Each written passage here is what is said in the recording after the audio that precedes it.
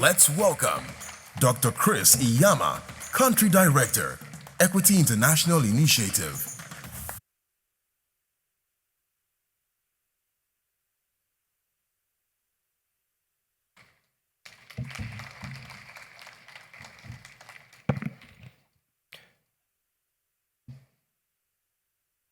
Your Excellencies, the special guest of honor of this program, the wife of the President of the Federal Republic of Nigeria, Hajiya Aisha Muhammadu Buhari, the chairman of this occasion, the Most Reverend Tom Amenkhienan, thank you, sir, the Executive Director of Inner City Mission, of course, development partners. I can see my very senior colleagues in development, Dr. Obi, thank you for coming. I just have 1.5 minutes plus another 5 minutes. You see, I want to speak to the conscience of some of us. You know, why watching that particular 5-minute documentary of the beneficiary of the Inner City Mission, I was there. I was moved to tears. And of course, even some persons behind me said a whole lot of stuff because they equally cried. That particular intervention is just one of so many interventions of the Inner City Mission for children. I can attest to that. Dr. Ene, Dr. Ma, you are looking for credible organizations to work with as a development partner. I challenge you to partner with the Inner City Mission for Children because they are doing a whole lot. They are really doing a whole lot.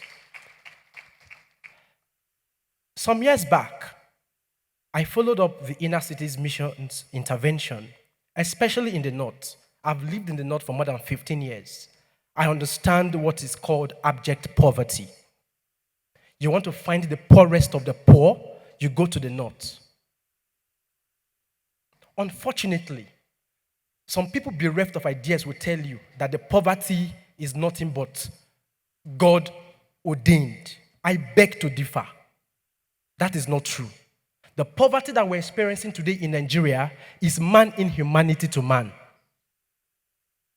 It is deliberately created by selfish interest because they do not want young people to amount to anything. I've lived in Kano, and then the best way, the only way a politician will feed a child is if that child wakes up in the morning and say, Ranka Dede, and then they will gift you with 1 masa of 50 naira. It's an insult on the intelligence of our country, especially on young people. 60% or 70% of people represented in this auditorium today are young people. Obia Asika once said, if you're not talking to the generation of young people, you're talking to nobody.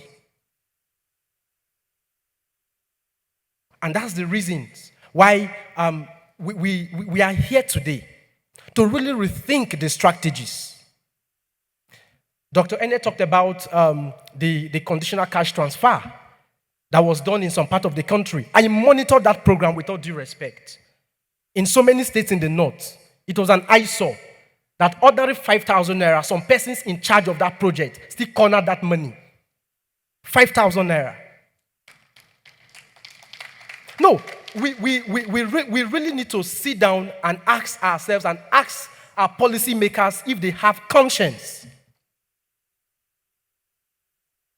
What we are talking here today will make no difference if we do not rethink the policy formulation process. I come from the school of thought that believes that young people should be in the center of decision making. You cannot shave a man's hair in his absence. He needs to be seated down before you can shave his hair. There are so many policies that are designed to govern young people that are done without the active participation of young people.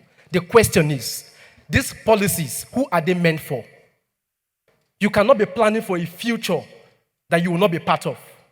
I am part of that future, and I should be part of that decision-making body. What we are seeing today in the Northeast, in Northwest, and the agitations in the Southeast, They are all products of a failed system.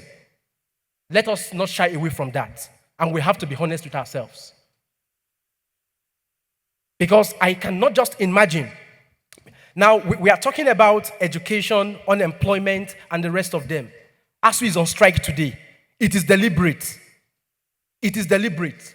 Just because the government are already seeing that young people with their collective resolve want to treat a particular matter, are they not sitting already? Just on Friday here, they made a decision that they've not been able to make for the past 9 months. That's to tell you that it is deliberate. And we refuse to accept the fact that Nigeria is poor. We are one of the richest countries in this world. I stand to be corrected. And so, if at the end of the day, we are talking about how to readdress the issues of eradicating poverty, rethinking the strategies, what then would be the critical role of young people? We must stand up for our rights, and we must demand accountability and inclusion. It is only that we can be so confident that our future is bright. Just look at the protests going on in this country. Not even bullets, tear gas is enough to quell the agitations. I want to say that we are sitting on a time bomb. If nothing is done to avert that situation, I pray that we don't get to that place where we witness anarchy in our country. Because only then our hope will be just on God and God alone. But I will leave you with these thoughts, that if you want to think of empowering the next generation, we must address the issue of poverty. We must address hunger. We must address education. We must address our health system. I should be able to be somebody without knowing anybody and get whatever I want. Thank you very much, ladies and gentlemen.